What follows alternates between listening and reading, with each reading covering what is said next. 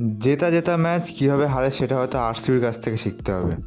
RCB 15 ওভারে 175 run ঠুকে দিলেও তারপরে কিছুক্ষণের মধ্যে খেলা পুরো পাল্টে খেয়ে যায়। 16 ওভারে ছিল আরসিবির 181 রান, যেখানে আরসিবি একটা সময় হেরে যাবে ভাব প্রথমে, তারপরে জিতে যাবে ভাব, জিতে গেছে এরকমই আরসিবি বুকের ছাতি পুরো চড়া হয়ে গেছে, একদম জিতে যাবে। তারপরে হঠাৎ করে পুরো একদম সব শেষ। রোমানিও শেপার্ড আসতে পারলো না, ক্যাচ আউট হয়ে গেল, ব্যাস ওইখানে ম্যাচ ঘুরেছে হচ্ছে রান আউটটা, রাজাত পাটিদার রান আউট। ওইখান থেকে পুরোপুরি একদম সব বদলে গেছে। হ্যাঁ, শেষের দিকে দেখতে পাচ্ছি যে যেগুলো দুর্বল টিম সেগুলো সব শক্তিশালী টিমকে হারিয়ে দিয়ে আসছে। যেমন কয়েকদিন আগে লখনৌ গুজরাটকে হারালো, আর কালকে হচ্ছে হায়দ্রাবাদ আরসিবিকে হারালো।